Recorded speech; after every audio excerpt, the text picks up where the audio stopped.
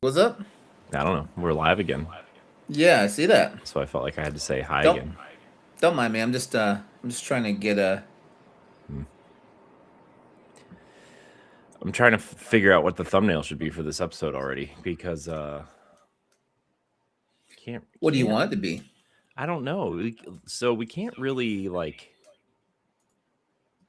mean, I guess we could make a fake PlayStation 6. Um I can't really do Gunzilla. I don't want to have a negative thumbnail. Their logo is fine, but I don't know. And then shift up. What are we gonna put? Half naked Eve on our thumbnail? I guess I people would. mean, I guess people would click it, but then they'd be. Well, I guess they wouldn't be surprised to see two dudes sitting here, right?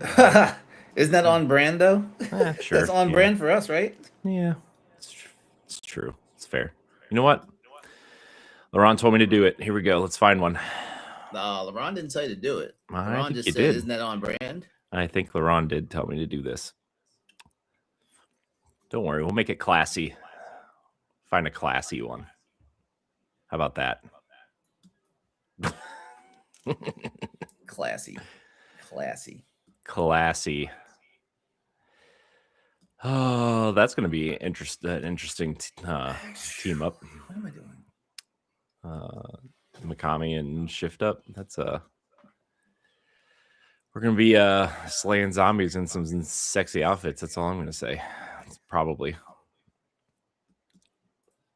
Although his last game was Hi-Fi Rush, so what do I know? Yeah.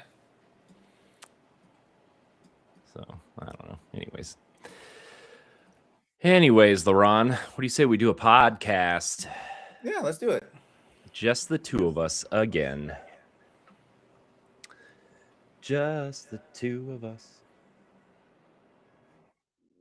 That's how that song goes, right? All right. 3, 2, 1. Hello, everybody. Welcome back to the Bossers Podcast, a great place to play games and be better. I'm one of your hosts, Corey Derrigan. Alongside me, as always, is PC Muscle Race himself, Laron Dawkins. Everybody, what's popping? Hey, Laron. What's up, Corey? Not a whole lot. Just a lot of work.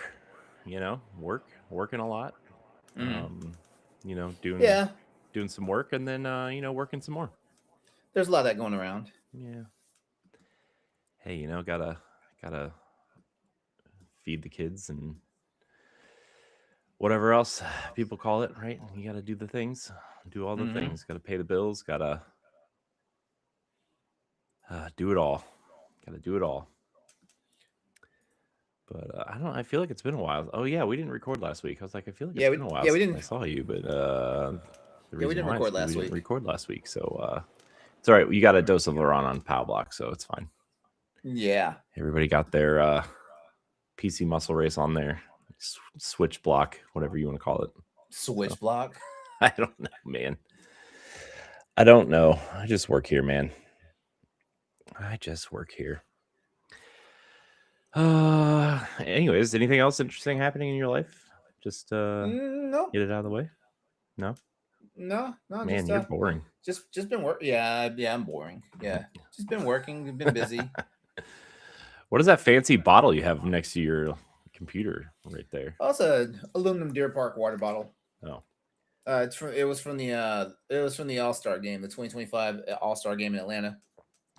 oh, so it's Yeah, old water. well, no, I mean, I just reused the bottle. Mm. No, that's fair. That's fair. My bottle is not a bottle; it's a can, and it's disposable.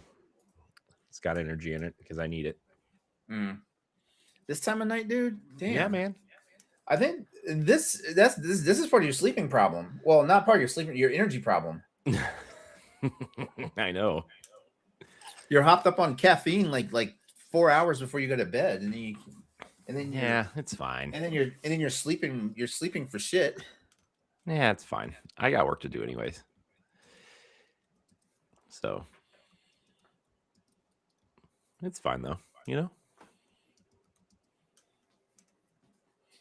Okay, I'm done doing. I'm done doing. I'm done doing all the YouTube dashboard. He says he is, everybody. Stuff over Says he here. is. Yeah, I'm done. Like I'm not. I'm not gonna monitor chat tonight. So like it is. You know, like whatever happens, happens. Whatever. Jeez, that's dangerous. That's dangerous. Speaking of dangerous, LeBron. Let's talk about what we've been playing, watching, or doing. You've been watching a show that I actually just finished up the 3rd season. You're finishing up the 2nd season. Yeah. You're watching The Night Agent on that their Netflix. Oh yeah, it's a good show. Like the Night Agent. The Night Agent was one of those shows. Like I kind of like stumbled upon it. Like I just too. happened to be like flicking through Netflix and like when the first season was debuting, like it showed up on my feed, and I was like, okay, I'll check out an episode, see what happens. Yeah, it showed up. It actually showed up on my feed because I watched Halo of all things. It said wait, things you might like if you liked Halo, and it said The Night Agent. And I was like, sure, why not? So wait, you just started watching it? No, this was like a couple months ago. Like, I don't know. I mean, Halo December. hasn't been on Netflix long. It's been on since like Thanksgiving. Oh, okay. Okay, well, what are your thoughts? I mean, I like it. I feel like it's an easy watch. Like I don't have to pay too much attention to it if I'm doing something else, but then I can still like figure out what's going on if I will leave the room for 5 minutes and come back, right? So I like it. I really like the setup for it, like this kind of secret only the president knows about these agents kind of thing going on.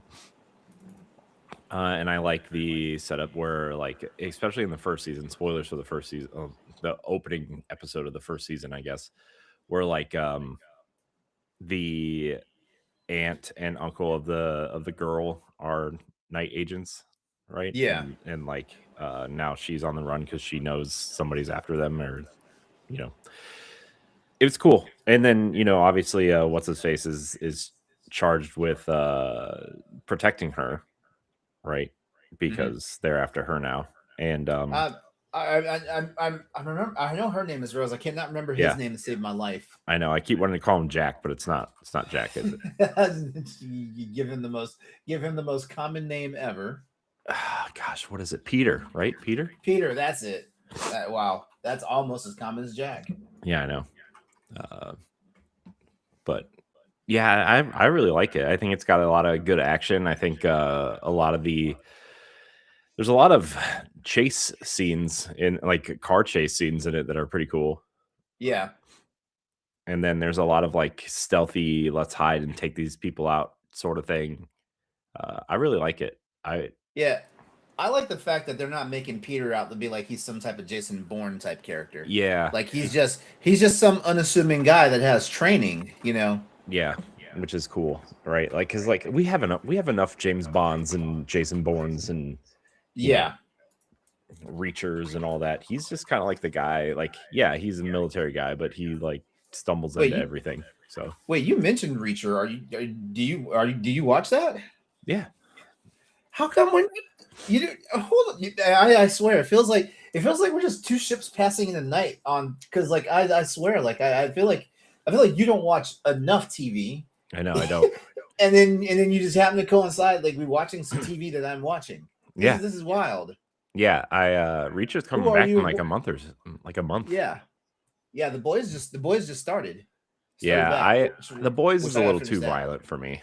Boys is I want to say it's a little too violent for me too, but I'm invested. I love the premise of The Boys. Like I think the premise of the show is awesome. I just like, man, there's just an overabundance of blood and violence. Yeah, it's a gory show. Yeah. I don't know. I got to the episode where like the fake Ant-Man explodes inside some guy's butt and like wait. Like he sneezed or whatever. That was The Boys or Gen V? Because Gen V kind of had something similar. I didn't watch Gen V, so. Oh, you need to watch all of Gen V before you watch, if you're gonna start season 5 of The Boys. Oh, I don't think I watched season 4 of The Boys. I think I'm 2 seasons behind. but I'm just saying, like, if you're gonna start season 5, you need to watch both seasons of Gen V. Honestly, I think Gen V is a stronger show. If I'm being Yeah, and then they're doing the Soldier Boy spinoff prequel, right? Too, yeah with yeah Jensen Ackles coming back. So that's supposed to be. I thought that was actually going to debut before like this season, but I guess not. I think it was supposed to, and then they did some rewrites, and then they ended up like he's doing something else too now. But I forget what it is. What is it? He's doing Ackles. something. Yeah, he's doing something. He's in something else now too, though. Uh huh. So not 100% sure what it is, though. Not gonna lie to you. But yeah, man, I really like the Night Agent, and I really like Reacher. I'm really into both Yeah of those shows. So yeah. And uh, the Night Agent has a lot of twists. It's like sometimes I gotta say it's probably the one show that like it's the one show in a long time where I couldn't predict stuff because I have a very bad habit of predicting how like an episode's gonna go or how the season's gonna turn out. mhm. Yeah, and there were some really nice twists in Night Agent. So what happened in the Night Agent that you just stopped watching? Like where you are at No, now? I just finished the season and season 3 Oh, hadn't started yet. you I was just finished season 2? I Okay. watched I watched no well I didn't just watch season 2. I watched season 2 when it was new. So Right. and I think it came on back in December. Oh, well, season Yeah, as a 3 matter is of fact, out. as yeah, I know season 3 came out like a couple months ago. I just haven't sat down to watch it yet. Yeah. But yeah, I watched season 2. I watched season 2 on Christmas break because Okay. I went home to visit my mom, and my sister, and I turned on Netflix and it had just debuted. Mm, cool. Yeah, it's a really good show. I actually really liked the third season also. You think there's twists in the first 2 seasons. Man, there's some wild Oh stuff that yeah. happens. Yeah.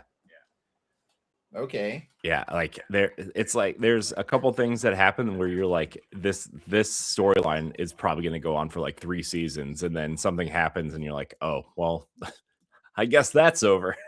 The only thing I want to know because like based on how season 2 ended, Mhm. is Rose actually in this season?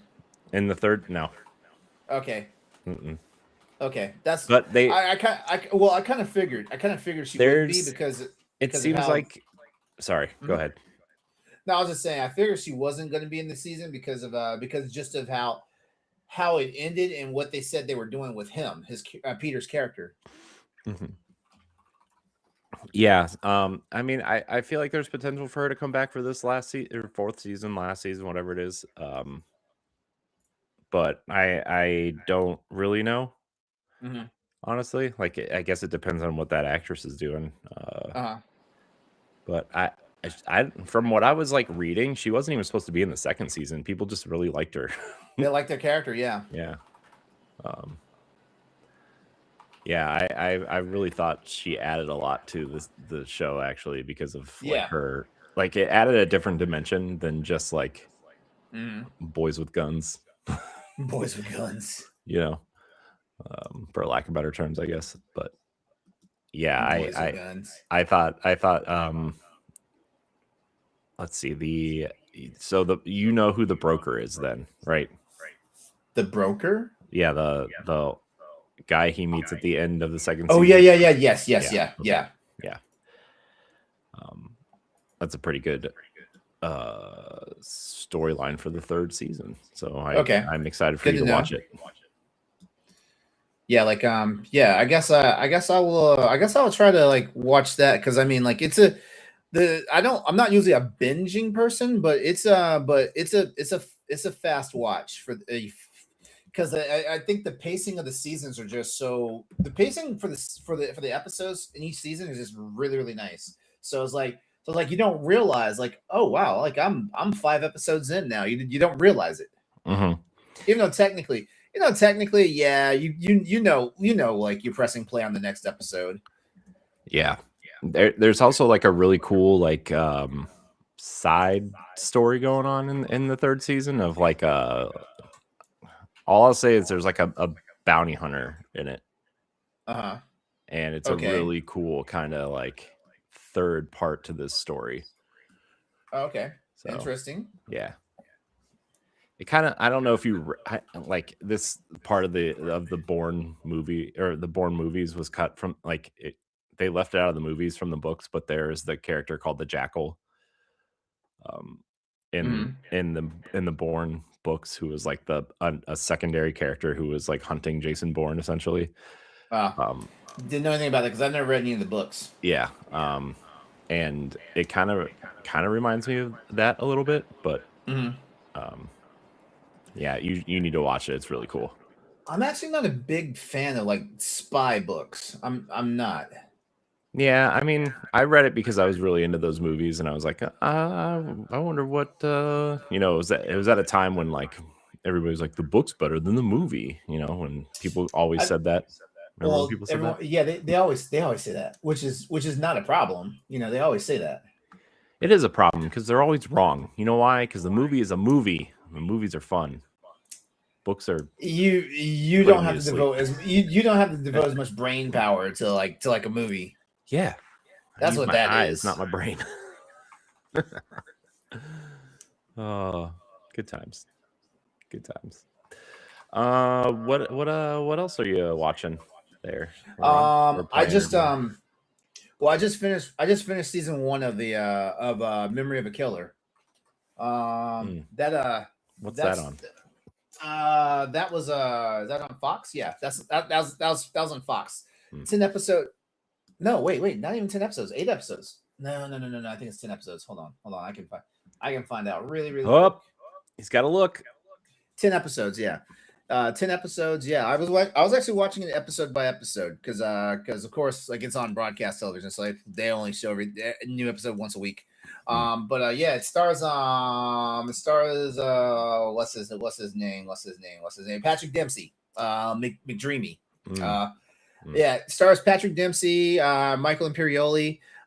Basically, Dempsey plays a character named Angelo, who's a hitman, mm, and uh, and and he's inheriting the family curse of Alzheimer's. He's in the stages of early onset Alzheimer's, mm, and it's starting to like dissolve the line between like his work as a hitman and his regular life and all this stuff. And it was a good season. Gina Torres is also in it as an FBI agent and stuff like that. She's trying to track him down because like some of the hits are is like was landed on her table to investigate and stuff like that. It's a really good season. I will also say just like with the Night Agent, the pacing of the episodes is really good. You get your dose of violence, your dose of drama, your dose of excitement and action and all that stuff, and like it just plays out pretty well. Not really a ton of filler episode, which is good because I think with being a 10 episode season, I think smaller seasons cut out for all that filler. I'm gonna say that, but also I do appreciate like shows that have a 13, 14, 15 episode run because then it feels more tangible for a season. Like this thing came on for 10 weeks and it's probably gonna be off for like the next like 48 weeks, mm. before the new season comes back. Yeah, it kind of almost sounds like that show. It's on Netflix. That miniseries with Robert De Niro. He's not a hitman, but he's like a former president that becomes the head of like the Oh, cybersecurity whatever. I know what you're talking about. I know for sure I have not seen that. 0 Day, I think is what it's called. Yeah, that's it. That's what it is actually. That was a really good show. Let me tell you, Yeah. that show was great. I So, will take your word for it. Like I'm not sure if I'm going to watch it unless you really, really want me to watch it. I mean, you can. Not gonna force you. You say you can. Not gonna force you to do it, but Uh-huh. it's pretty good. I was actually surprised at how much I liked it. So Oh yeah. yeah. Okay. Yeah. Um. Yeah. So yeah. Memory of a Killer, and Yeah, Memory of a Killer was like I said, I just finished that. It's really good. Like I mean, I think it's worth making an investment into it if you're if you're into those types of shows. And are you there? Can you hear me? Yeah, I'm listening. Okay, because the screens went blank Oh, on the HUD. There we go. interesting. We're back. Okay. Yeah. Uh and uh and yeah, that's as far as TV, that's the only thing I can say I successfully finished because there's other stuff I am currently watching. Like I'm currently watching excuse me. I'm currently watching Paradise, like that like show on Hulu Hmm. that the second season just wrapped, but I'm on the seventh episode of the first season. And that stars Sterling K. Brown. Hmm. That Uh just got renewed for a third season, I think. Yeah, it did. Yeah, Sterling K. Brown, and James Marsden was in the first season. He playing the president of the United States, and it's basically a post-apocalyptic thing. It's got that going on, and there's some really intriguing stuff behind what's happening in the storyline. I'm on the seventh episode. There's one more episode left in that season, and then I can start season two. But and Paradise came highly recommended from a bunch of friends of mine, and they're like, you should at least watch the first episode. If you don't like the first episode, then you don't have to watch it. And I was like, okay. I watched it, and I was like, oh, I need to see what's happening. I need to keep going. Hmm. They knew what they were doing when they said that to me. They knew. They knew. Unless the premiere episode is absolute trash, like I'm usually gonna watch. Yeah. You know what show I wanted to love and I just couldn't because it's an awesome premise for a show, but it's the first half of the first season was so bad that I just couldn't stick with it was um oh my gosh, Designated Survivor with Kiefer Sutherland in it.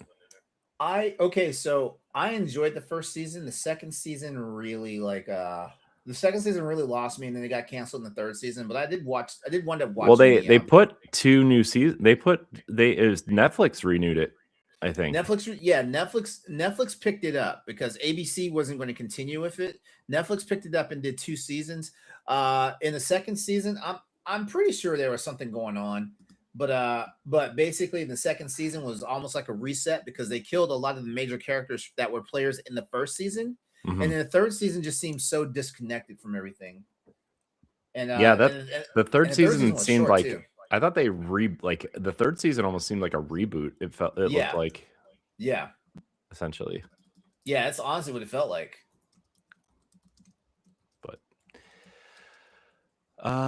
well, LeRon, I am also watching The Night Agent. I finished season 3. It was really good, but I'm also watching Daredevil Born Again. Mid-season. The mid-season this season's only 8 episodes, which is weird. Usually they're like at least 9 or 12 or something. Daredevil's usually longer. Well, this is Disney. This is Disney Plus. So sometimes you're lucky if you get 6 episodes. Yeah, but this season's really good, man. Like I'm like, man, Daredevil's so good. It's definitely the best Marvel show, like maybe ever. It's so good. So here's my question, man, because I think we talked about this back when we were doing standard definition and we were talking about the Marvel shows. Mm-hmm. And I remember I think I remember telling you that I stopped watching the Netflix outings for the Marvel stuff because they started getting bad. Well, no, I stopped watching before they started getting bad. Like I stopped watching them because they weren't acknowledging like the ABC television shows, so they weren't acknowledging Agents of Shield and Agent Carter. And I was like, no, like if it's not gonna be cohesive, I don't want to watch it. So I guess my question is, should I at least watch Daredevil? Well, it's MCU now, so you saw you saw that set leak where all the Defenders are back. Yeah. Except for the girl from Iron Fist. What I'm asking you is, should I watch it, or can I? Should you watch Daredevil? Yes. The original Daredevil, not this one. I'm planning on watching this one, but do I need to watch the original? So You don't have to, but it Mhm. is a continuation of the Netflix show. The show you need to watch before the two shows you need to watch are Hawkeye and Echo, are the two shows you need to watch before Okay, this. I've seen Hawkeye. I loved Hawkeye. Yeah. I did not watch Echo, and I'm not even sure why I haven't watched Echo. It was fine. It was fine. But Well, those are the shows that lead into this. So my problem is I'm MCU'd out. That's my problem. I know, I'm dude. I'm so fatigued. Every time I like, there are so many things in the MCU that I've missed already. Like, dude, I'm so MCU'd out that I haven't watched X-Men '97, and I've been wanting to watch it for like years. You need to watch that. I love X-Men, and I'm just like, I can't muster up the to watch it. Corey, you need to watch that. First of all, they're not even hour-long episodes. You need to watch that. I know, but like, to me, it's like Daredevil's different for some reason. Well, how? I have no idea, man. It's just different. And X-Men '97 is more coherent than the original X-Men animated series, because the original animated series is all over the place. Well, that's how all animated series were in the 90s. True, yeah. So the fact that they're actually keeping it solid, and also acknowledging all the stuff that happened prior. That's the cool part about it. Yeah. But no, you need to watch that. Yeah, I know. I need to. I just need to put on my big boy pants and just watch it. Yeah, I don't even know why you're running from that. But like, I haven't watched Ironheart yet. I haven't watched I haven't finished Ironheart. That Eyes of Wakanda show I haven't watched. I haven't watched any of the I don't think Eyes of Wakanda really needs to be watched. I don't think so. I didn't watch it, but I don't think it really needed to be watched. If that makes sense. Yeah.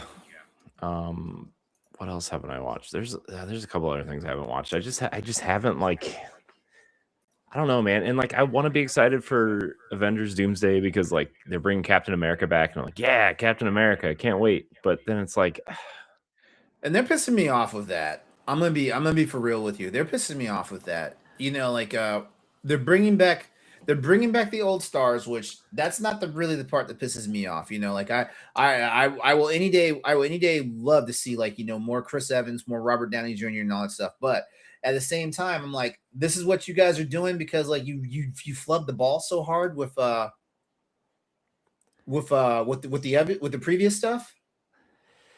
Yeah, I know, right? Like, I don't know, but like it bothers me too because like Anthony Mackie only got one movie as Captain America, and they're like, nah. And now Captain America's back. Yeah. I mean, maybe they'll just have 3 Captain Americas, I guess, or 4, I guess, because because you got U.S. Agent. Yeah, you have Bucky and Captain, Captain Carter potentially. So yeah, the major problem with the MCU is that they really just try to cram everything down our throats. Yeah, I don't know how they're gonna do this, man, because they're gonna put the X-Men in here too. It's like, Secret Wars is also coming, and it's like, how are you gonna do both of those storylines back to back? Like, how are you gonna do that? Which, I mean, I guess it could just be in name, like Civil War, right? Like, Civil War wasn't really Civil War, right? But I don't know, man. They've just done too much, in my opinion. They've done too much. They've done too much, and I don't want to say they've done it too fast, but they've just done too much. And it was a novel idea, for whatchamacallit, for them to do the TV shows. Mm-hmm. But I feel like the TV shows should not have been so. There's too many. Yeah. There's too. Yeah. So, well, it's not that there's too many. Well, I guess there's too many. There are too many properties. There's too many one-offs, right? There's not enough continuation. Yeah. And okay, so I'm supposed to watch Falcon and the Winter Soldier before I watch Captain America: Brave New World. I'm supposed to do that. Yeah, that's how it feels, right? What about the people who don't have Disney Plus? What about the people who just want to go watch a fun action movie, which they do tie it in, right? I mean, you can watch it without watching the show, but like Mm-hmm. it's just like, okay, I guess who's this guy? Who's this new guy with wings? You know, like Yeah, I think that's the major thing, right? Like it hangs on the fact that you have to watch this stuff, yeah, which before I got MCU'd out, like I was fine with that. Like I was soaking up all that content. Like, like phase 4, when phase 4 happened, like I watched all that stuff, like WandaVision, Falcon and Winter Soldier, which I will stand on Falcon and Winter Soldier being one of the best projects that they've done. Falcon and Winter Soldier, Loki. I haven't even finished season 2 of Loki. yeah. That is I just that is watched it because I felt like literally I had to, right? yeah, that's literally how tired I am right now. Yeah. Plus, there's like other stuff I want to watch, and there's games I want to play, and there's I don't know, jobs I have to do, and life I have to live. I don't want everything is a full-time job now, right? It's like, gosh, can we just relax for a second? Everything is so it's such a full-time job, everything. Right. But and like I was like, man, the MCU, okay.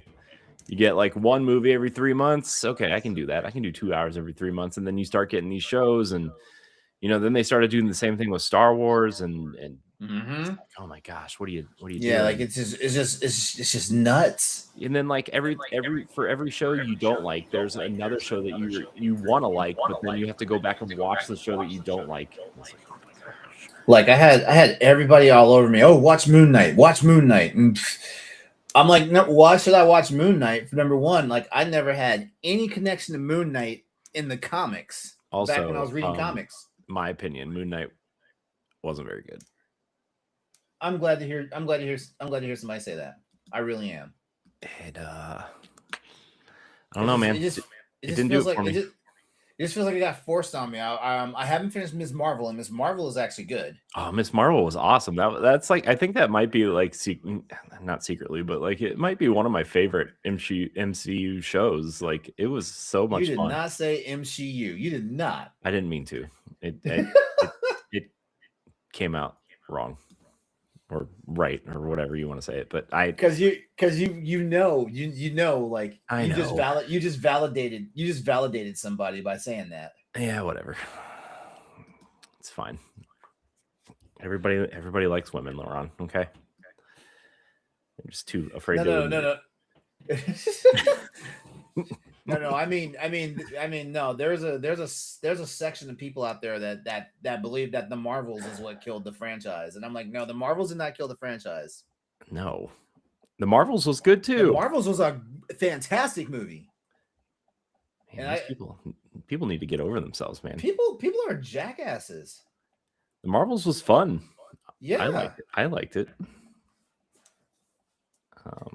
People are jackasses, or they just want to bandwagon so much, like it's like nobody can enjoy anything anymore, Laurent. That's the problem. Yeah, it's like you guys literally heard somebody say something, and now all you're doing is parroting that bullshit. Yeah.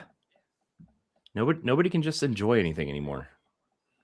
I just want to live.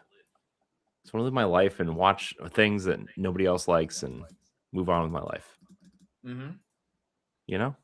That's it. That's all. Is that too much to ask? Apparently it is. It is. Yeah, it is. It's too much to ask. I mean, you liked that Star Trek show nobody likes. Who cares, right? Who cares? Actually, a lot of people liked it, but just well, according to the internet, nobody liked it. According to the internet, nobody liked it. But then again, like it's always the biggest naysayers that always have the loudest fucking voices. Yeah, they have no life and no profile picture. That's another thing that chaps my ass these days. Wait, what? What chap? What? Yeah, like inane bullshit, from people that don't they don't enjoy something so much that they, like it's their mission to just go ruin everybody else's life. Yeah, exactly. Yeah. Yeah. Stupid. People suck. People Yeah. need to find hobbies, man. Like, They you need to know, touch grass. That's what they need to do. I mean, or they can just go, I don't know, crawl under a table and cry to themselves, I guess. I don't know. Anyways, Yeah, Laurent. it's weird. People are I don't want to go there tonight. Do it. Go there. People are fucking dumb. Yeah. He said it.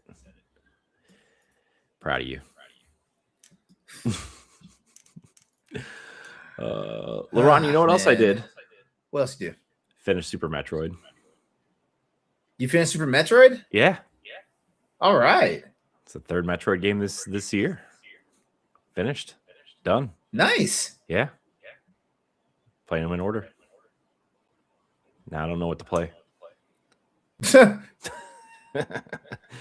I do have to say the only part of the game that I didn't like was the area where there's all like the sand jumping, like the sand walls and stuff, and like trying to get to that boss was really annoying. But other than that, like I really enjoyed my time with it. I still think Zero Mission is the best one, but that's 12 years newer and has some quality of life changes and updates and stuff. Wait. Did you say? Wait. Zero Mission came out in what, 2003, 4? You beat. Okay, so you beat Metroid 2 since the last time we talked. Yeah. Yeah, because you said sand jumping and I do remember sand jumping in Metroid 2, but yeah, sand jumping in Super Metroid, yeah. Yeah, that's because Super NES physics were wonky. Yeah. So I beat Metroid 2. Metroid 2 was fun, man. I enjoyed my time with Metroid 2. Although I did play it in Game Boy Color mode and I did have a big old map to look at. So that's probably why my time with it was enjoyable. I remember you mentioning that. Yeah.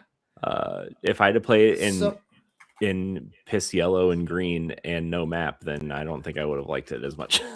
Well, let me ask you this. So you played Zero Mission. You didn't play Metroid, right? You didn't play the original Metroid, right? I mean, I have. That's the only Metroid game I've finished before this run of Metroid games. All right, so you Metroid, Zero Mission, Metroid 2, and now Super Metroid. So far, which one is looking to be your favorite? Oh, Zero Mission is my favorite still. Okay. All right. Yeah. So nothing's changed yet. Now Now I love me some Super Metroid, but man, like Zero Mission, I feel like Zero Mission like set a bar. It definitely set a bar that is. I don't know if Fusion's gonna hit. I'm not gonna lie to you. You know what? I'll wait for you to come back to that one. I'll wait for that one. I have heard that Fusion is more linear than the other ones, though. Fusion is very linear, which is fine, right? I mean, that's fine with me. I'm tired of getting lost, but Fusion is very linear. I'm excited to play it. I don't know if I'm going to play it next, though. I feel like I need a palate cleanser. You know, like I need that.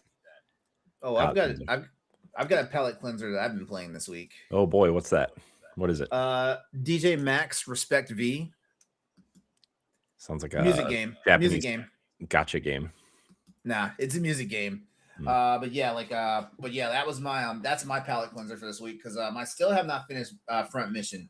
It's not that I've gotten burnt out on it. It's just that I'm like, man, like I just need to sit down and like plow through the rest of these missions and beat it. Yeah, you just need to do it. But it's just like I don't know. Like right now, it just feels like I can't get it up to actually like. Wow, word choice. I wasn't even thinking to say that, and it just came out of my mouth. Wow. Wow. I mean, it just keeps going. Yeah. But yeah, like it's a music game. As a matter of fact, DJ Max has had a long history. Like it started off as like an online rhythm game. Like I think it was in the vein of like games like O2 Jam and stuff like that. I know you don't know what I mean about that stuff because I think the only music games like you're familiar with is like Guitar Hero, that stuff. I mean, I played a lot of DDR Mario Mix, Laurent. Okay. It's more, in my opinion, it's more Guitar Hero than it is DDR. Yeah. But yeah, DJ Max like has been around for a while. Like I got on the DJ Max train when the first game came out on PSP, and then I bought I imported every game from Korea that came Of course out. you did. I imported them, and I bought every US version that came out on the digital store. So in the US we got we got 4 DJ Max games in the US on the PSP. And then I got the corresponding 4 plus 3 others that never came to the States. Yeah, and then DJ Max evolved into a touchscreen game. So it evolved from DJ Max to DJ Max Technica. And Technica was fun. There was only one version of it that came out on the PS Vita, and it was great. As soon as they announced it, I pre-ordered it because you guys know me. I love rhythm games. What? Yeah. So DJ Max Respect comes out, and they announced it for PS4. I think it's on Xbox One. I think, but I don't think it's I don't think it's that popular on Xbox One. But they announced it on PS. It's fine. They announced it on PS4, and they went back to the old school DJ Max route, which makes sense because like nobody's got touch screens and stuff like that. Oh, I even bought DJ Max Technica Q on mobile, and bought every song pack and everything and played that game until they shut that server down, which I was so heartbroken. I was like, man, I spent all this money. That's how they get you, man. That's what happens. And I can't even play it. And here's the sad part, right? Like I feel like eventually DJ Max Respect V has been out for a while. Like I hazard to say it's been out for about 5 years. 5 years. Jeez. Let me see. Yeah, because I mean, when did it come out? Hold on. Library, DJ Max Respect V. What was the release date for this? Oh, of course, it doesn't tell me right there. But yeah, like this game has been out. This game has been out for a while. Let me see. It sounds like one of those games that's it launched March 2020. And I didn't buy it when it came out. Or initially, I did buy. I think I eventually bought it during 2020. Like that's damn near the pandemic. Like I didn't buy it at launch though. But I eventually bought it. And I bought song packs, but I bought them only when they were on sale. Because I'm not stupid. Stupid.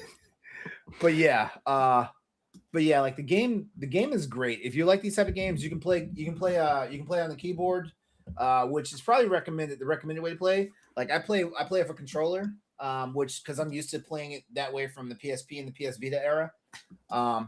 Every now and then when I'm like, okay, man, I just want to get like a higher percentage on a song, I will play on the keyboard. But yeah, like I say check it out. I think there's a demo version you can play. I think the demo is still available on the marketplaces. Interesting. Maybe I'll give it a whirl. Yeah. But that was my palate cleanser game, and actually it was kind of refreshing. Nice, cool. Yeah. Nellie's in. I know. I was reading. Nellie's in here. Nellie's gonna whack me with a wooden spoon, y'all.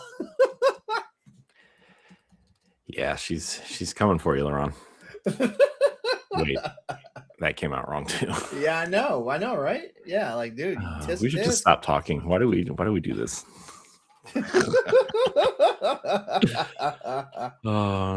After Dark is rebooting on its own. I know, whether we wanted to or not. Yep. Well, look, that's what happens when they leave us alone, Laurent. This is what happens. Oh, good times though. Let's see what else am I playing. Oh, Marathon, I guess, is the last thing I'm kind of dipping into. Although I didn't play that much this weekend because we were out of town, so we went to the zoo. That was fun. Saw some animals and some other things. Um, so that was cool. That was fun. Mhm. And then I went to a funeral on Saturday. That was also Oh, I'm not fun, sorry. but I'm sorry. yeah, it's okay. Um, Were you close to the person that passed? well, it's kind of complicated, but basically, like, I mean, it was my uncle, but we Mm. hadn't communicated in a long time. But Uh-huh. I was close to his daughter, so my cousin. We were close when we were younger, and we haven't talked to each other in a long time. So, Mhm. like, on one hand, it was really good to see her, but it was in a bad Yeah. situation. So I don't know. Uh, but it was sad, but I'm glad I went because I don't see that side of the family often. So Uh-huh. it's a positive and a negative, but it happens. Yeah. But it just Yeah, makes me sorry for your loss, man. I mean it's not really my loss, but uh appreciate it anyway. But it's I don't know, it just makes you realize that you need to take care of yourself, man, and like to really I don't it put a lot of different things in perspective, Mhm. as we tend to get older. Uh specifically our family's gene pool of heart conditions, which is not Mm. great. Oh, is that what he passed from? Yeah, his heart just stopped in the middle of the night. Oh man. So, but other than that, I guess we should probably talk about the what's coming out. Laron, what's on the DL, as we say. It's on the DL. Let's What a dumb name for a segment. I was like, what would You be know cool what? if we named a segment and then we name it, Ye- and I'm like, yeah, No, I like it because like if you download games on Nintendo now, it's cheaper. that's true. It is cheaper. Well, not starting in May. We So gotta it's make like, that preface. yeah. So it's like you're being punished for wanting physical product. Physical suckers. All right, so these are the games in digital storefronts this week. Uh, There's so many weird ones. You all should right, watch the trailers to some of these, man. They're just I think I will. All right, so let's go ahead and get started here. All right, coming to PS5, Xbox Series consoles, and Nintendo Switch and PC. We have Before I Go. And Before I Go, you explore the galaxy. You explore the haunting, dreamlike fantasy world of Before I Go. At you know what? I guess I shouldn't ad lib this. I need to read this, a certain way so it comes off right. All right, so starting over. Before I Go. Explore the haunting, dreamlike fantasy world of Before I Go, which is a punishing Metroidvania where you embody the innocence of an inner child on an allegorical odyssey towards death acceptance. Woo! yep. The end is inevitable, but will you brave the journey? That comes out on the 13th, so next Monday. Coming out on the 14th of April, we have Dosa Divas, One Last Meal, which would be available on PS5, Xbox Series consoles, Switch, and Nintendo. If I say Switch, just know I'm including. Well, I can't do that. Switches. No, that doesn't sound right either. Just say Switch and Switch 2. Switch and Switch two. Switch 1 Yeah, and 2. Switch 1, Switch one. Switch. Switch and Switch two, and the PC. All right. Yeah. Uh, What Laurent said. All right, battle an evil fast food empire in a spicy narrative turn-based RPG. Two sisters and their upgradable spirit. Shut up, Corey. It's just so funny. Two sisters and their upgradable spirit mech cook delicious meals, fight corpos, build up your reputation with local communities, and reconcile with loved ones. A game that comes out on the 14th. Also on the 14th of April, we have Hades 2 coming for PS5 and Xbox Series consoles. Battle beyond the underworld using dark sorcery to take on the Titan of Time in this bewitching sequel to the award-winning roguelike dungeon crawler. It is available for $29.99 US on their respective consoles. Also on the 14th of April, we have Replaced coming to PC and Xbox Series consoles. In this game, you expose the sinister secrets of Phoenix Corporation as Reach, Reach, an AI trapped in a human body, set in an alternate 1980s America, scarred by nuclear catastrophe. You navigate a dark cyberpunk thriller in this narrative-driven 2.5D platformer, blending cinematic exploration with fluid, free-flow action. Sounds pretty good, actually. I think. Wait, didn't we see a trailer for that? And yeah, that's what I thought. Okay, I do remember this. Okay. Yeah, it was cool. I was like, man, I remember this, and then I went to the Steam page, and I was like, oh yeah, this one. All right, and also, and lastly, coming on the 14th of April, is We Gotta Go, which is not related to that Before I Go game that I just talked about. We Gotta Go is a co-op horror comedy that'll scare the crap out of you, literally. Team up to reach the only bathroom in a haunted house, a haunted mansion before your bowels betray you. Scavenge for items, fend off ghosts, and fight through cursed halls together in a desperate hunt for sweet relief. We Gotta Go is coming to PC on April the 14th. Oh my god. All right, next up on April 15th, we have Industria 2 coming to the PC. Industria 2 is a narrative FPS adventure about a woman stranded in a parallel dimension. Explore, scavenge, and fight your way through a mysterious boreal landscape. Boreal landscape consumed by an ever-hungry artificial intelligence to find a way home. That's like the third game that's talked about AI? Probably, yeah. Every game is AI now. All right. Yep. And like again, Industria 2 is coming out April 15th. On the April 16th, we've got 1, 2, 3, 4, 5, 6, 7, 8. Geez. 1, 2, 3, 4, 5, 6, 7. Yeah, 8 games. Starting off with Cthulhu, the Cosmic Abyss, coming to PlayStation 5, Xbox Series consoles, and PC. A mining station in the Pacific Abyss is no longer responding. As an investigator of the occult, unravel the mysteries of the deep. Test your wits and sanity in this Lovecraftian thriller. I might want to check that out. I may have to check out a trailer for that just to make sure it might be something I can put on my list. Also on the 16th is Ereban. Ereban. Yeah, that's gotta be it. Ereban Shadow Legacy for PS5, Xbox Series consoles. Ereban Shadow Legacy is a fast-paced stealth platformer game where you become Ayana, the last descendant of a forgotten race. Harness mystical shadow powers, high-tech gadgets, and avoid or kill to uncover the truth about your past and the key to saving a dying, morally gray universe. That's coming to PlayStation 5 and Xbox Series consoles for $20. Also on the 16th is Ground Zero. Fight through post-apocalyptic South Korea in this retro survival horror. Uncover the truth behind the devastating meteor impact that left the country in ruins and turned every living organism into a terrifying monstrosity. Fight, solve puzzles, upgrade gear, make every bullet count. Ground Zero will be available for PS5, Xbox Series consoles, and PC. Again, on the 16th of April, we have Mouse, PI for Hire. Everybody seems to like this game, like the way it looks. Is there buzz about it? Yeah, it's like a first person, like classic.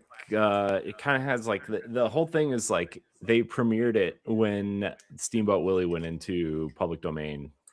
And it kind of has that classic Mickey Mouse looking style. I know what you're talking about. Yeah, this does look pretty good, actually.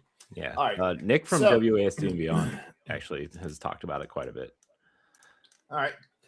So in this game, you join private investigator Jack Pepper on a guns blazing, jazz fueled adventure in Mouse PI for Hire.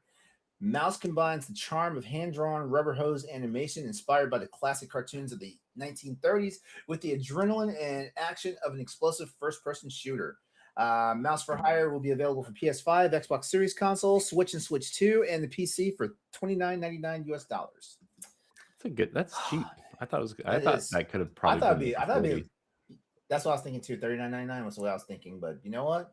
This is one of those ones you got to snap up. And if it's coming to Steam, check, because Steam usually has like an early discount, like usually like 10% off. So save an extra $3. But I would check that. Don't hold me to it. But Steam lately has been giving people like early discounts if you get like the first week of launch or something. Yeah, Switch does that too. It's like sometimes it's like up to 20% off. All right, man, we're still on the 16th of April. Okay, next up is Syntopia. In Syntopia, manage hell, manipulate the overworld, build the resurrection business of your dreams. In Syntopia, you are tasked with managing the bureaucratic administration of hell, re-educate the sinful, generate profit, play God, and expand your hellish empire. All part of a day's work at Hell Incorporated. And Syntopia will be coming out on PC. I'm pretty sure the Switch version will be months behind it, if at all. I don't know if next you saw, up- by the way, speaking of Switch versions, I don't know if you saw that 007 has been delayed indefinitely on the Switch too. I wonder why. I don't know. I feel like there would be a player base for that game on the Switch too. I feel like there would be. Yeah, well, the Hitman engine doesn't run very well on the Switch too. Okay. Like at all. That because Hitman World of Assassination, the collection or whatever, when they released it on Switch 2, had like all kinds of issues running. So that engine, whatever that proprietary engine is, just doesn't run well on the console at all. Oh well. Yeah. This is why you always have a backup console. Yeah, this is why LeRon buys PC. All right, let me see. Next up on April the 16th, the day I became a bird.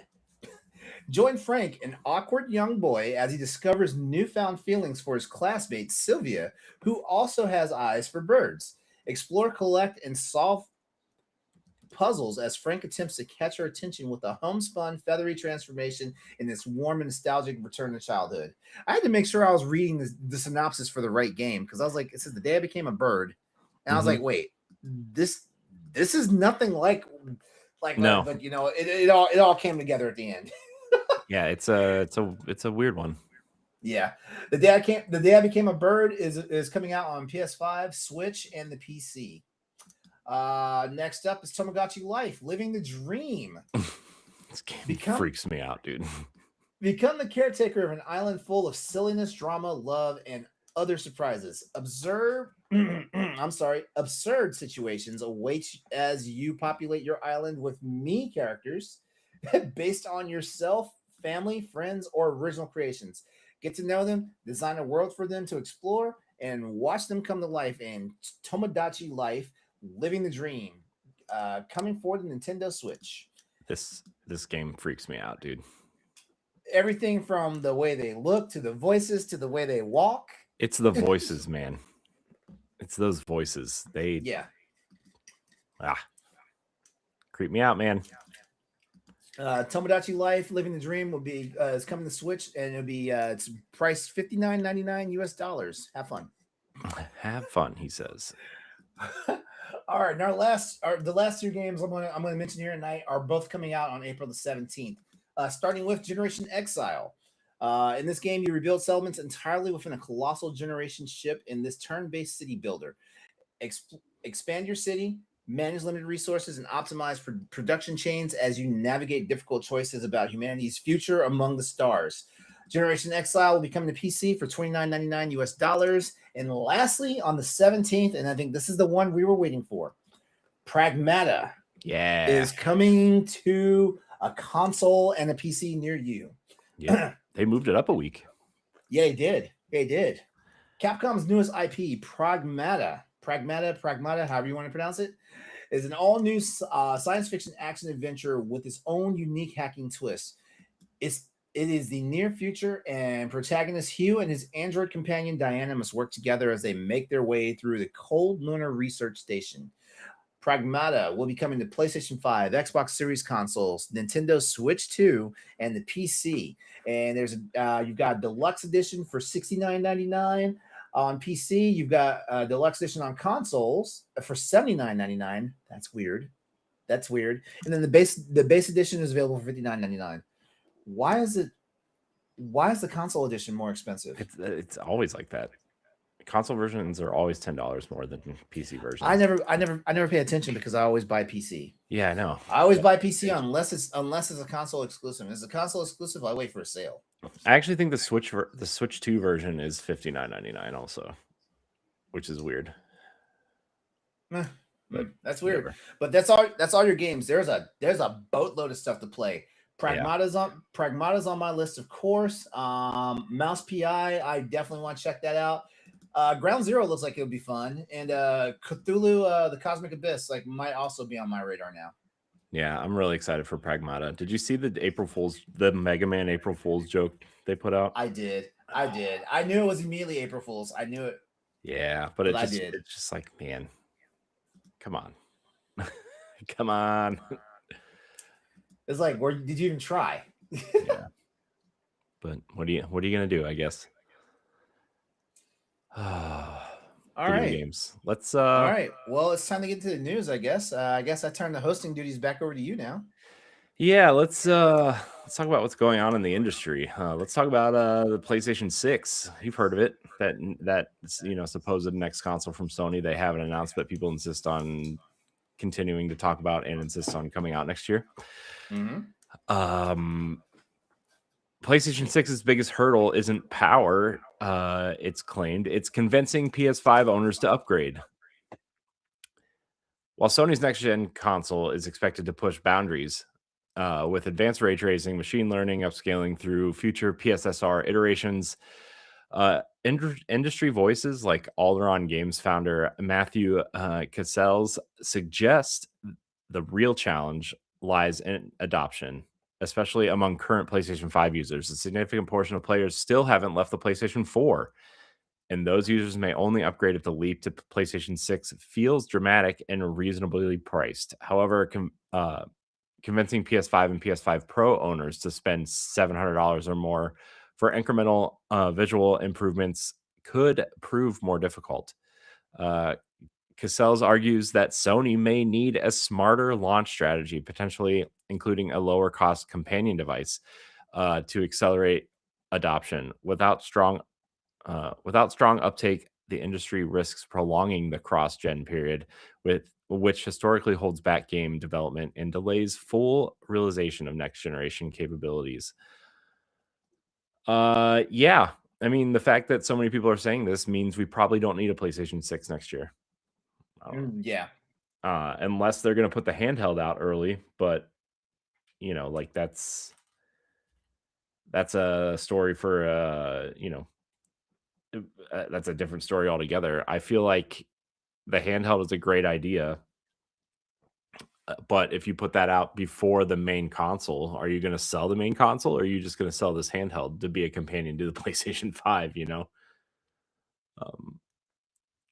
You think adoption is going to be difficult, Laurent? I think so.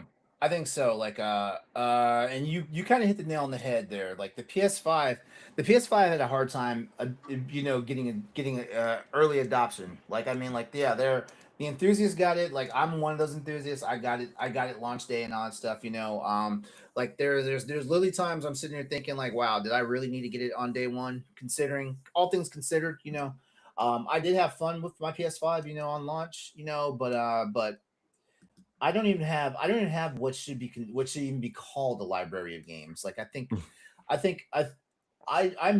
I moved in January, so when I unpacked things, I literally only had like 5 games in cases for that were PS5 games. Yeah, because let me see, I bought Miles Morales, I bought Returnal, I bought Jak and Daxter, I bought God of War, and I'm missing a game. It'll come to me, but basically all what I'm saying is that I don't have that many games for PS5, and part of it is because like they were releasing PlayStation exclusives on the PC. They were kind of struggling. Oh, Kena Bridge of Spirits, that's the other one. Yeah, came out to Switch 2 this last week. Yeah, shout out to Ember Lab. Yeah, but the major problem is I think it's twofold. There has not been the library for PS5 is not as strong as PS4 was, and it definitely was not as strong as PS3 was. And everybody knows it will PS5 and every other console generation since will never be as strong as PS2's library. Will never be that. which that's not a big deal. But I think the major thing is that and it's not just Sony and the PlayStation brand that has this problem. I feel like every console currently right now, including the Switch and the Switch 2, there is an identity crisis about what these things are supposed to be. So I feel like we're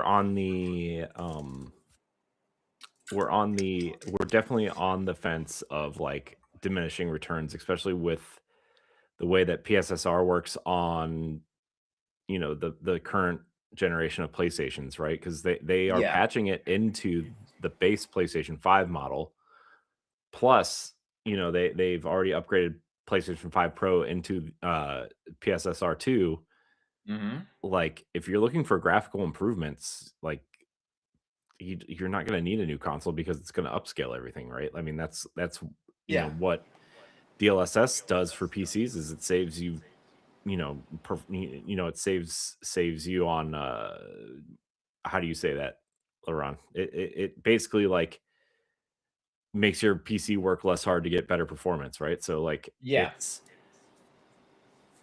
I mean, in the stage that we're at, like I almost feel like, and not to like keep tooting Nintendo's horn or anything, but I almost feel like they're the ones that like figured it out and like, okay, we're just gonna put out, the next console I guarantee you will be a Switch 3 because they're like, we found something that works. People want to take their libraries and own their libraries on every console moving forward, even though they were late to the, essentially the backwards compatible. I have a Nintendo account thing, right? Because they're always 15 years behind. But like, I just feel like they know who they are, and the other two companies are, especially Xbox, is trying to figure it out, right? Like they have no idea what they're doing. Half the Yeah, time. it is. Yeah, it is so wild now I think about it. I feel like well, when I say we, I mean guys like me. I've been dogging Nintendo for so long, and it seems like Nintendo might have the magic bullet.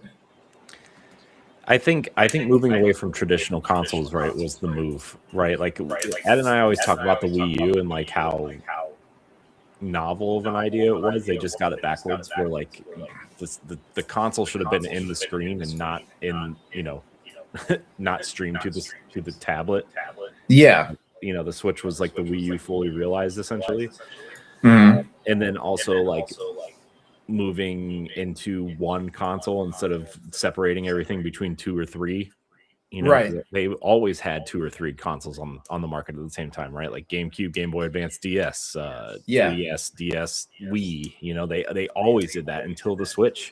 And even then, like you look at the Wii U, and it was like, oh, the Wii U, the 3DS, and oh, we're going to experiment with these mobile games, and it's like mobile games, yikes. Although Fire Emblem Heroes still really good, but Yeah. Yeah, well, I think technically though, when I say like a lot, the consoles have lost their identity. Like it seems like the Switch 2 feels more of it feels like it's meant to be played more docked than it is hybrid or handheld now. Yeah, well, I think it's a better experience docked than the first Switch, but I feel like there are definitely games that you're supposed to play on your TV, and there are definitely games that you're meant to play in handheld mode. Like, I just feel that way. With the Switch 1, I feel like everything is supposed to be played in handheld mode, and like, oh, I guess I'll play it on the TV because I'm at home, right? Yeah. But then you look at the Switch 2, and it's like, oh, well, Zelda running at 4K 60 frames with like this beautiful lighting, and yeah, I get it. It's a Wii U game, but like it still looks amazing. Or like the Xenoblade improvements, or I mean, the fact that Cyberpunk runs on it is crazy. Like I mean, I know there are definitely better places to play third-party games, but like Nintendo is championing the console that's like, hey, we're cheaper. You can take us with you. I'm telling you, man. If I did not have a ROG Ally, I would have bought Cyberpunk on the Switch too. Yeah, it's plus like the CD Projekt Red has done this great thing where like the PC version and the Switch version talk to each other, so your saves transfer. That is wild. I didn't even know about that. That is Yeah, wild. it started with The Witcher 3, like a month after The Witcher 3 came out on the Switch 1, and they're like, "Oh Mhm. yeah, by the way, we're gonna be able to put your cloud saves from the PC version into your Switch version if you want it." That is, man. Um, I have no words. yeah, and like I think if you have a Ubisoft account, you can do the same thing with Assassin's Creed Shadows, where like you Mhm. can play your Ubisoft Club account on everything, right? Because like you have to have an Uh-huh. account for every company now, apparently. Um, but the fact is like even if you don't want to Switch 2, like you can still buy a Switch Lite for $220 or whatever, and like it plays Mario and Zelda and Animal Crossing, and then you look at like the PlayStation 5 Pro, and you're looking at it now, and it's like $800, $900 for the PlayStation 5. It's like, okay, well, yeah, I want high fidelity games, but also like my wallet is crying, and I could buy a Switch 2 in a couple games or a Switch Lite in like 10 games for the price of this PlayStation. Yeah, for real. Um, and even the Steam Deck is cheaper. I mean, it's sold out now, right? Like that cheap version of the Steam Deck is totally sold out. Mhm. Yeah, well, not even just sold out. I thought that was the one they were discontinuing once they did sell through all the product. No, I'm talking about Or the second tier one, we're talking about, okay, the so we're talking 512 about, gig LCD one, right? okay, so we're now talking about the actual, the one that is the new base system. Yeah, the one that's worth getting. Mhm. Okay. But hold on, because I just realized talking about this stuff, right? Dang it, I just lost it. I just lost it. Crap. He lost it, everybody. Oh, no. Kudos to Sony. Sony is trying not to like make that price point like outrageous. You know, they're trying to be cheaper than like their competition. Well, they're trying to come out saying they're going to be cheaper than their competition because they're definitely going to be cheaper than whatever the Steam deck, the Steam machine is going to be. hmm Yeah, and I also Um, feel like the PSSR stuff and like a lot of the things that they're implementing with the AMD deal is going to save them on components, right? Because it essentially yeah. the AI is going to make up for what it would cost to put those components in some of them. But man, at the end of the day, like an SSD is an SSD, man, and like you're still going to need RAM and all these other components to make that thing work. It's not going to Uh-huh. work with AI alone at this point.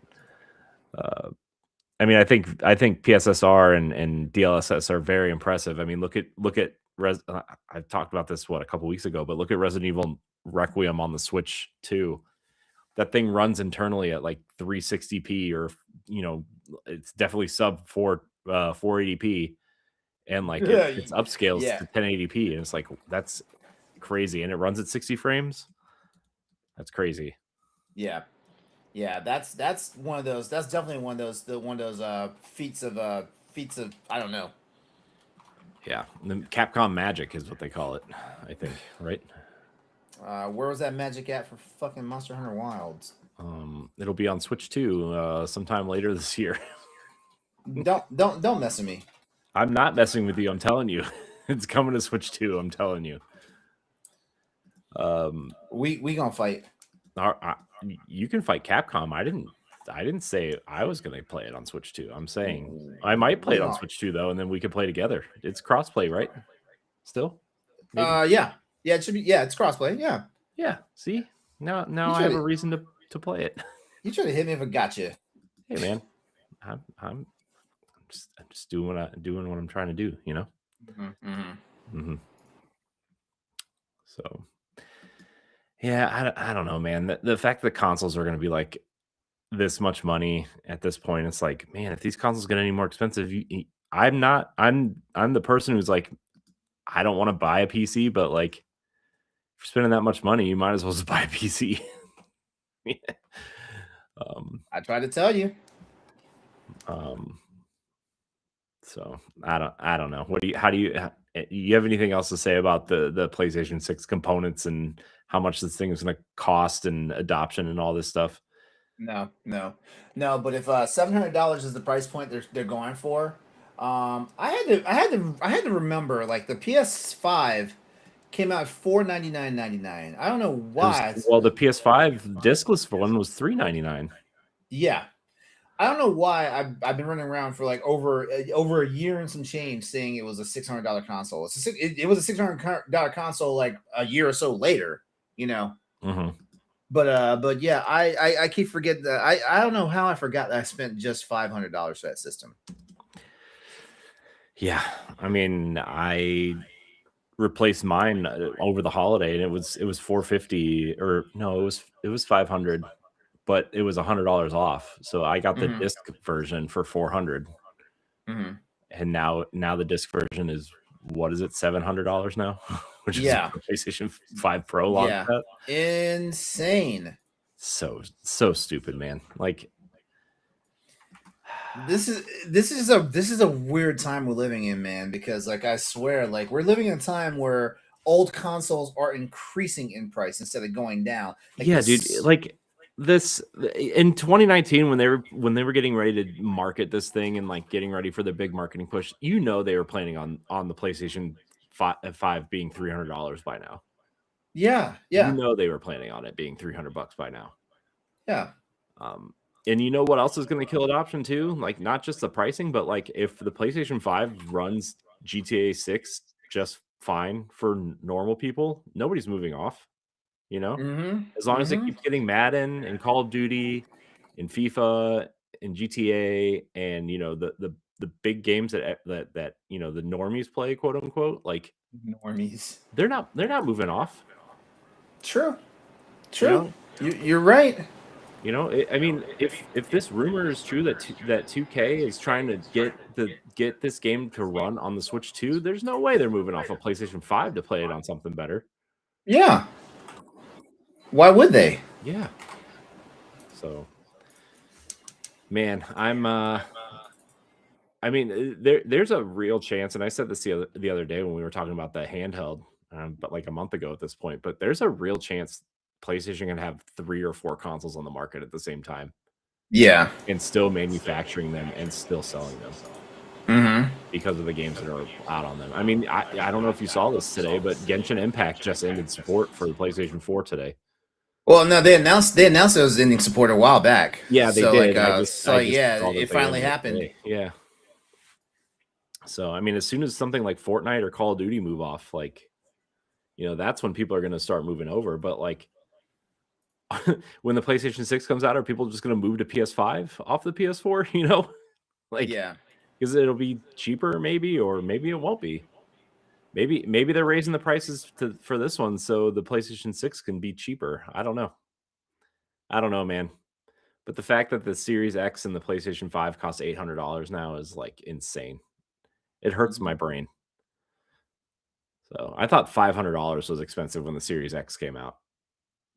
I was like, man, I don't know, man. You know, I think we all thought the prices that we saw were just that, you know, like expensive.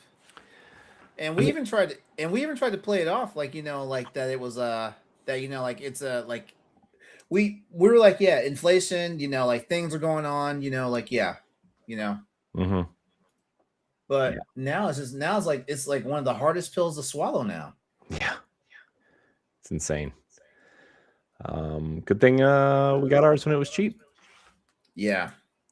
Yeah, because I might legit have to do an online venture to get the next ones.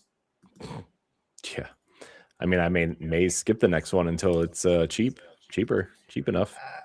How are we gonna do our jobs? I mean, I run a Nintendo podcast. My next gen console's already out, so you know. We gotta do our job. I have a PC. Technically, I can do my job. Yeah, see, we're fine. And all those games are gonna be cross-gen anyway. This is gonna be crazy. Like, Corey, I'm looking at an era where I might not get a PlayStation on day one. Yeah, I mean that's a real possibility. I've gotten every Sony console on day one, with the exception of PSVR. Of course, I've never bought a Pro system. I didn't see the point of it. And there was definitely no point of it once I became like a tried and true PC gamer. Yeah, Um, I don't think there's any point to getting the PlayStation 5 Pro, in my opinion. I don't think it does yeah, enough for me, at least. I bought every PlayStation console on launch. There's not a single one that launch window had closed that I didn't have a PlayStation. Mm-hmm. And I think PS6 might be the first. I'm probably going to get the PlayStation handheld. Oh yeah, I'll But definitely get that. yeah, I'm probably It'll going to get probably be that. like $500 or $600 still, though, right? I mean, I assume. I hope, but you know what? If I have to, I have a PC, so I am willing to risk not getting getting a true blue console at launch. Yeah. Yeah, I mean, I have a Switch 2. I have a PC. I have a PC. I have PC handhelds. You know. Yeah. Maybe I'll just start selling feet pics or something. I don't know. I told you there was money in it. I told you there was money in it. You keep even busted feet. Like there's money in it. Man, nobody wants to see these. I don't even want to see them. That's why I wear socks all the time, even to bed. And the only time I don't wear them is in the shower. You know what I mean? So. Oh man. Speaking of showering, hope everybody's gonna take a cold one for this one. Shift Up has acquired Shinji Mikami's new studio Unbound and Creative Power Move. One of gaming's most influential creators has found a new home and a powerful partner to bring his next vision to life. Korean developer Shift Up, known for their sexy action game Stellar Blade, has acquired Unbound, the Tokyo-based studio founded by Resident Evil creator Shinji Mikami after his departure from Tango Gameworks. Established in 2023, Unbound is a roughly 50-person team currently developing a new original IP for console and PC. The DLCs Shift Up taking full ownership and committing to publishing and supporting all future Unbound titles while preserving the studio's creative direction. Both Mikami and Shift Up CEO Huyang Tae Kim, I hope that's how you say it, emphasized a shared philosophy centered on strong creative leadership and high quality execution, with Unbound continuing its dual approach of smaller experimental projects alongside a major flagship game. The partnership signals a strategic push by Shift Up to expand its global development presence while giving Mikami the backing to focus fully on ambitious new projects. I don't know about you, but this feels like they feel like they go together, right? I think so. I feel like it's a good match. Yeah. I think this is going to be a good marriage or whatever you want to call it. Yeah, I wonder how many sexy zombie slaying games we're gonna get out of this. You know, like Resident Stellar Blade. I don't know. Resident Stellar Blade. I don't know. What was the Evil Within? That was the Eve Within. Am I right? Eve with oh yikes. HR help. Yeah, right. Yeah. I need an adult. I need an adult. LeRon, we are the adults. I have bad news for you. Somebody left us in charge. Yeah, I don't know. I feel like this seems like I feel like there's going to be a lot of creative endeavors come out of this. I feel like this is a good match, right? Shift Up, this is a good fit. Yeah, I wonder what they're going to do together. I wonder if they'll like obviously Shift Up owns them, but I wonder if there'll be any collaboration for anything in the future. I'm sure there will be. Right? Like will this Jill Valentine stand in and get Stellar Blade costumes or something? I don't know, man. I don't know anything else about Stellar Blade except for the girl, because that's all that I ever see. Yeah, I did play the demo; it was fun, but I need to pick up the PC version, but I'm gonna wait for a sale. Yeah, it's probably a good call. Like I've been waiting for a sale too; it's just never on sale. But I mean, I guess when it sells that well, why would you need to put it on sale? So Yeah. Yeah, it is selling pretty well. So I mean, like there's the argument for that, I guess. Yeah. Do you think what do you think Mikami's next game is going to be? Do you think it's going to be a horror game, or do you think it's going to be something different? It might be something different because I think I remember reading somewhere that Mikami wanted to flex for a little while, and he was also I think he also said he was kind of tired of doing what he was doing. Yeah. Yeah, I mean, I think that's why they did Hi-Fi Rush instead of Evil Within 3, right? Is because he wanted Yeah. to do something different, which, Yeah. to be fair, that was very different. Right. Yeah. Hi-Fi Rush, man, that was a good game. Hi-Fi Rush is a good song. It was a good song. Good game. Good song. Jeez, wow. Yeah, I'm excited to see what comes out of this. I hope this works out. I feel like Shinji Mikami has been hasn't had a major hit in a while, so good for him though. Good for him. All right, Laurent, let's hit this last story real fast because I saw a really not funny tweet today about this, but Gunzilla Games faces backlash as developers allege months of unpaid salaries. I saw a tweet today that said, I wonder if Game Informer heard about this because this is their parent company. A growing wave of developers is speaking out, claiming they have gone months without pay. Gunzilla Games is under scrutiny after multiple current and former employees alleged on LinkedIn that the studio has failed to pay salaries for months, with some claiming they've gone unpaid since late 2025. Talent acquisition lead Anna Savina first raised concerns about significant outstanding wages and a lack of communication from leadership, prompting others, including artists and QA staff, to share similar experiences of missing payments and broken promises. One employee described being cut off from company systems after requesting proof of payment. These claims emerge amid broader financial struggles at the studio, including layoffs and underwhelming performance of its NFT-supported Battle Royale title, Off the Grid. Shocking, an NFT title didn't do well. Yeah. While the allegations remain unverified, they paint a troubling picture of instability that could have serious implications for the studio's future. Not good. Not good when you don't get paid for the work that you do. This is disastrous. Yeah, this feels bad. Not gonna lie to you, Laurent. This feels not great. Like that tweet said, I wonder if Game Informer's heard about this. Yeah, because that was like the big thing is like when Game Informer came back, they were kind of promoting heavily that Gunzilla was, had bought them and they were, gonna be like they were all getting paid way more than GameStop was paying them, and that this was such a great purchase and everything. Which cool. I'm glad everybody at Game Informer got their job back, right? But this is still a troubling, yeah, this is a development. Yeah. That's the easiest way to describe that. This is a development. I wonder how long we're going to be talking about this moving forward, I feel like let's see, it's April 8th right now. We'll probably be talking to this well into the fall. Yeah, this feels rough, man. This feels like it's gonna end badly. Yeah. So,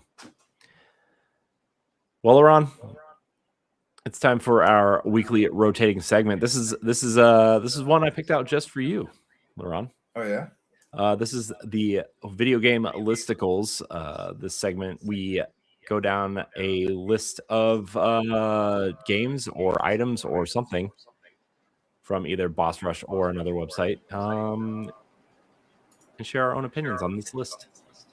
Now, Laurent, this is OpenCritic's top-rated PC games of all time. Top-rated PC games of all time. Okay. Yeah. So I'm gonna go down this list, Laurent, and I want to hear your opinion. Now, granted, some of these are older, and obviously Metacritic and OpenCritic have had ups and downs on various generations, right? Like, Ocarina of Time being the highest rated game ever, right? But there's like what was it, like 37, 38 reviews or something for it when it came out, and a recent game has like 200 or 300 reviews. So grain of salt, but I thought this would be fun. The Open Critics best rated PC game of all time, Laurent, is Baldur's Gate 3. Number 1. You know what? I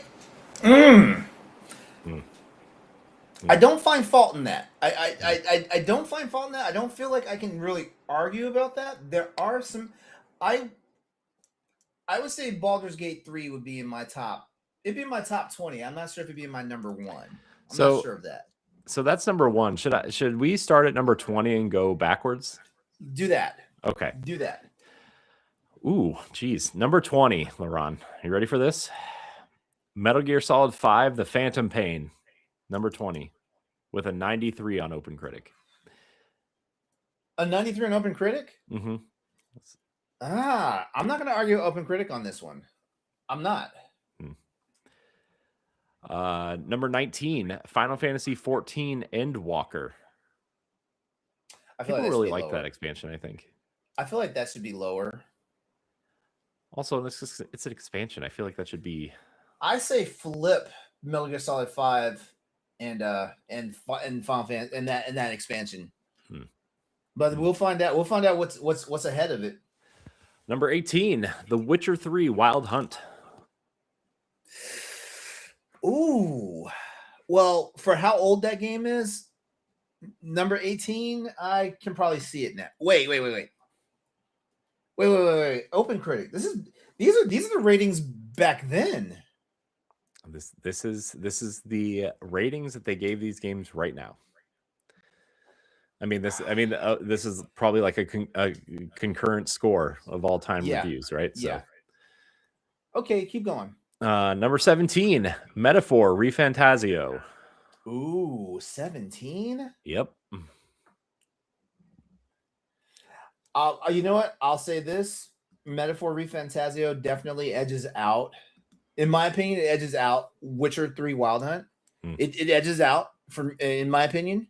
So I can kind of see how this tracks. You're going to be shocked at number 16, Laurent, I think. Is it about to be fucking Expedition 33? Nope.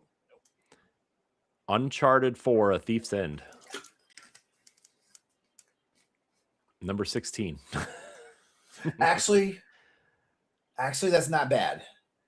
That's not bad. I am a little shocked, but that's not bad. I'm actually shocked it's in the top 20.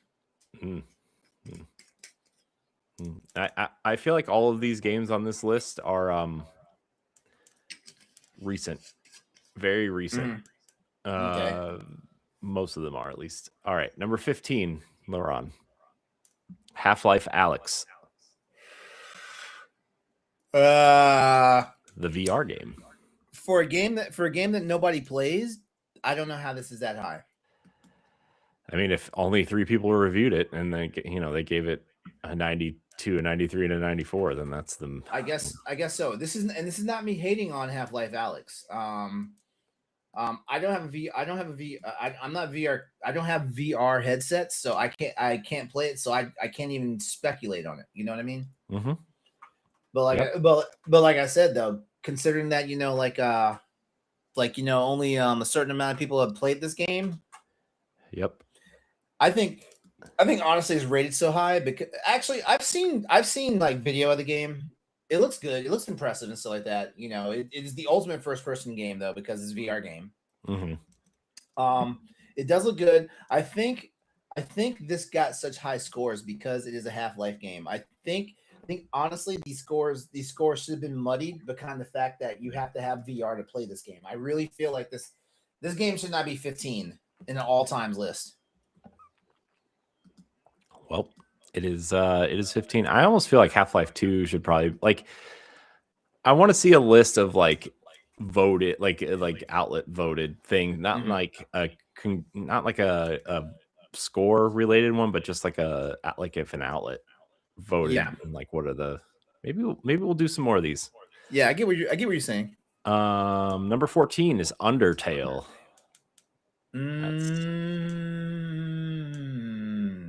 No. That game didn't do No. anything for me.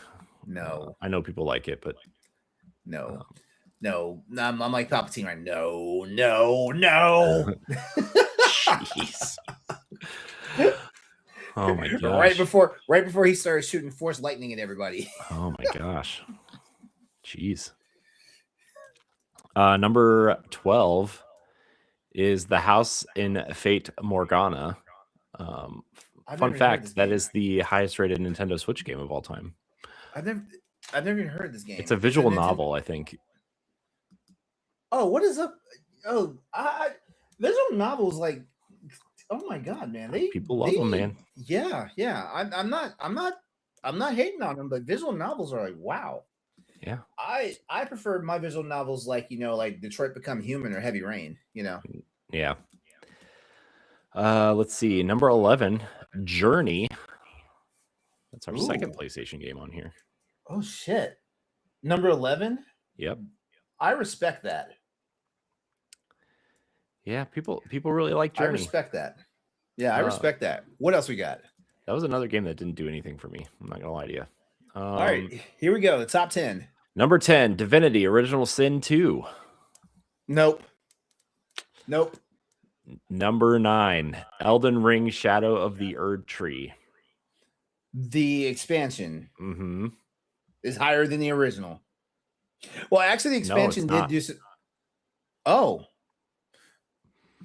I just assumed the expansion's up there, which means that means that the original is like lower on the totem pole. Nope. It's higher. It's much higher, actually. All right. But Divinity, no, as a matter of fact, Divinity should be where what was number? I think Metaphor should be where Divinity's at. Interesting. You want them to swap places. Let's see. Number 8 is Hades 1. Hades 1. Okay. I can respect that. Number 7 is Persona 5 Royal.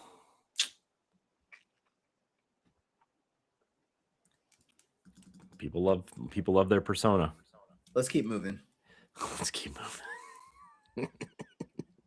No, Persona 5 Royal is a good game, but I feel like maybe this is why they've redone Persona 4 so many times. I think that kind of killed it. I think Persona 4 set the standard for Persona games. Yeah, well, Persona 4 is coming back soon too, Laurent. So let's see. Where was I? Oh, number 6, God of War. PS4? Mm-hmm. I respect that. It's a little high. You think it's a little high? I don't like the new God of War games. Oh, that's right. You don't. I think they're. I mean, I like them. I don't love them. Well, aren't you glad for the trilogy remake? I am. Or the original remake, because technically the trilogy remake is 4 games, not 3. I mean, the quote unquote trilogy remake is like 6 games. 6 games. You gotta get Ascension in there. PSP games. They gotta do the PSP games too, right? Yeah, you gotta do the PSP games. You gotta do Ascension. Yeah. I mean, heck, throw the dumb like flip phone mobile game in there. Played T9 word God of War. T9. I bought that game. That was the first mobile game I ever bought. Was God of War. I forget what it was called, but it was a side-scrolling pixel art hack and slash game that you played with the keyboard on a T9 word flip phone. Wasn't very good, but it was God of War, so I played it. All right, where am I? Number 5, Hades 2. Damn. I know. Maybe I need to play Hades 2. Like I'm not in a hurry to play Hades 2. Where Hades got its point on the list though, I respect that. But maybe I need to play Hades 2. Yeah, I feel like mechanically people like Hades 2 better, but I feel like people like Hades 1 more in more ways than 1. All right, number 4, Elden Ring. It's on here twice. Elden Ring should not be in the top 5. Top 10, yeah. Wait, hold on. Before I make Okay, so You're gonna anger a lot of FromSoft fans. I probably am. We already angered them at one point somewhere. Here's my thing though. And I think everybody should pay attention to when I say this. Games that are just hard for no reason should not be garnering the scores that they get. Can I say something controversial, Laurent? Sure. I don't think From Software games are that hard. I'm not gonna say From Software games are that hard. I love it. Armored think Core Fires Rubicon. I think the difficulty. Okay, I should say I don't think From Software Souls games are hard. I haven't played I haven't played Armored Fires Core. of Rubicon or I haven't played Armored Core in a long time. But I think if you're impatient, that's what makes it hard. Mm-hmm. And once you learn that you need to be patient, then the game just becomes infinitely easier, in my opinion. Well, here's the question then, because that difficulty is there to pad time. If let's say we decrease the difficulty of that game, how long would the game take to beat? Let's see. I beat Bloodborne in like 20 hours, so I don't know, 15. You think 18? I don't know. I also played that game with Matthew Kiel. I think it'd be shorter. I think it'd probably be 12 hours. Maybe it would. I don't know. I played through it once and I was like, okay, that's enough. And by the way, this is not me bitching about games that are just soul crushingly hard. Like shit. I played the Ghosts and Goblins series. You know. I played Ninja Gaiden on NES. I know a hard game when I play one. I can actually brag and boast to my friends that I actually beat like Ghouls and Ghosts in the arcade with $2. Jeez. I mean, if you beat any arcade game in the 80s and 90s, you're No. This is an adult. Well, I mean, like the games from that era. Yeah. There was a vintage arcade out here in Virginia Beach, I think I've been there. It was there the last time I was there too. I think you've been to Virginia Beach. Yeah, I've been there a few times. Flipper McCoy's. That's the name of the place. Yep. Yeah, it's no longer a vintage arcade. They basically became they're still Flipper McCoy's, but they're basically a Dave and Buster's now. Dang, really? They have all that bullshit arcade games in there now. I don't like that. Yeah. Dang. All right. Yeah. Where are we? I beat Ghouls and Ghosts with $2. Dang, that's crazy. Yeah. Remember the first time you played it and you finally beat it with like $50 of quarters, and then you realize you have to start over. Like the game continues. Yeah. Because you know what? I beat Ghouls and Ghosts ever before I beat Ghosts and Goblins, so I didn't know about the re-loop. Yeah. And then heaven forbid you re-loop and you didn't get the part where you had to get like the special weapon. Yeah. Because you have to loop it again. As a matter of fact, they won't even let you get to the final stage if you don't have the weapon in hand. Yep, you're screwed, and you can't do anything about it except pop more quarters in. Oh man, Capcom was on one back in those days. Yeah, Capcom, man, they know what they're doing though. Let's be honest, they've been hitting quite a bit lately. I'm a big fan of Capcom. So, all right, not Capcom. Number 3 is Grand Theft Auto 4. 4, not 5. 4. 4. Weird. That game had a lot of mod support and a lot of like weird, fun mod support. I think. Shit, where the hell is 5? Not on the list. Grand Theft Auto 5 is number 23. I'm looking at the list now. Grand Theft Auto 5 is number 23. Grand Theft Auto Clair Obscur Expedition is 24. Okay. All right. Let's do the last two, and then I'm looking at the top 40, and I'm gonna tell you some games I think should actually have replaced some of these games in the top 20. Okay. All right. Number 2, Red Dead Redemption 2. Man, somebody has a hard on for wow for Rockstar. Wow, a game from 2019 is ranked number 2. I mean, a game from 2023 is number 1. You're right. Well, but 2023 is more recent than 2019. Okay, 2019 feels like that was 10 years ago. The way my brain is with video games. I mean, it was 7 years ago. Oh, we're rounding up, right? Oh, gross. Yeah. Okay. All right. So I'm just going to rattle off a few games here. These are games that are ranked number 21 through 40. Nier Automata is 39. Celeste is 36. Balatro is 34. Disco Elysium is 32. I'm not gonna do Final Fantasy 7, but Resident Evil 4 remake is 27. The RE2 remake is 26. So Resident Evil was literally fighting for 2 spots here. Expedition 33, 24, GTA 5, 23. I'm gonna tell you right now.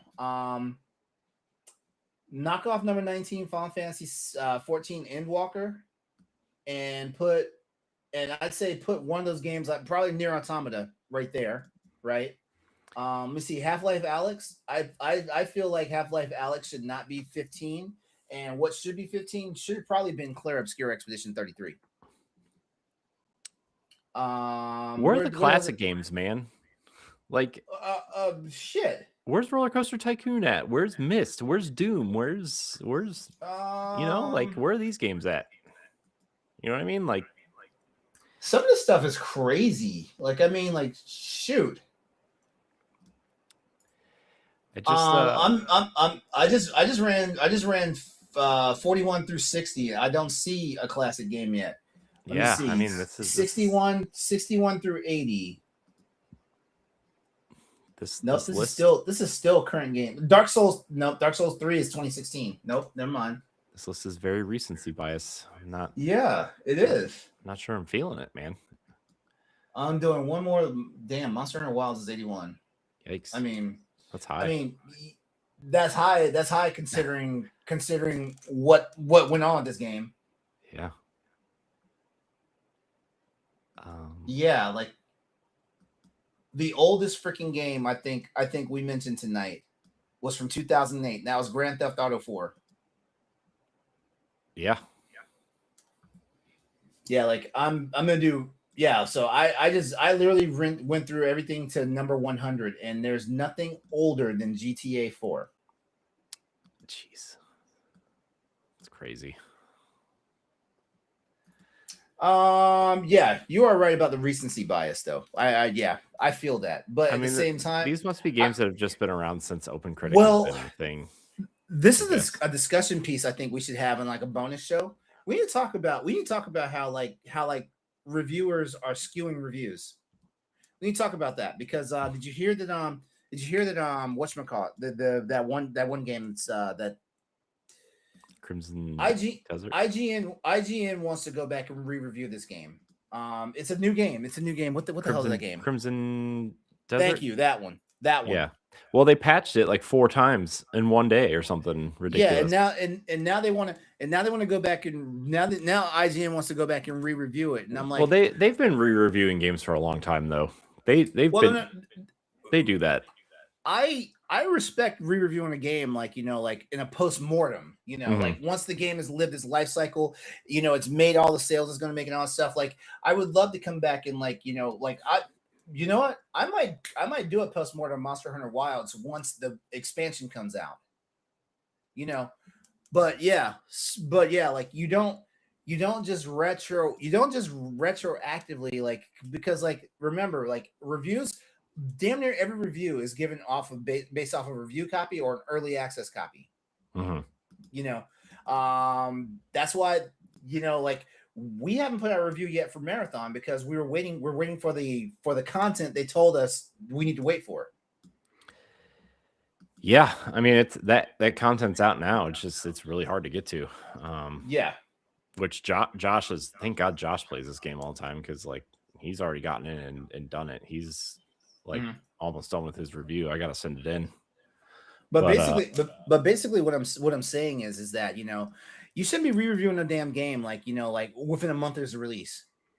Like you need to stand on what you said, like Mhm. because that's like it's like it's like giving forgiveness for something, like if there was a like I'm not going to forgive Monster Hunter Wilds for the condition it launched in for PC. I'm not going to forgive that, but I can definitely turn around later and do like a post launch review, now Mhm. the game is in a different state, and that's Capcom's fault because it took damn near a year for them to basically make the game playable, even for people with high end systems. And I consider myself someone who has a high end PC. Yeah, I that's don't that. I don't have a 5090 in my system, but shit, I do have a 40 series Well, that's graphics your card. problem. You don't have a 5090. I'm not trying to spend $2,600 You for don't a have damn two graphics card. 5090s to run DLSS 5. Come on. Yeah.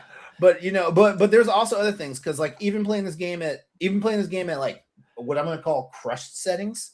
Mhm. Like I said, to turn FrameGen on to not have it stutter, and FrameGen. That's the topic for another show. All right. Speaking of other shows, we're gonna get on out of here and prepare for the next one. So everybody out there, thank you so much for watching or listening to this episode of the Boss Rush Podcast. Remember, you can find us live on Wednesday nights. You can find us on podcast services and on YouTube on Mondays. LeRon, thank you for your time tonight, as always. It's always fun. I have some ideas, LeRon, now that we're kind of driving the train, as they say. I got some fun ideas, I think, that we can try, because we're, I want to talk about some tech. I want to talk about some, Hey, it's just you and me now. We can do whatever the hell we want. Yeah, it's true. It's true. We don't have third, fourth, and fifth voices, like in our ears, like, no, don't do that. I don't want to do that.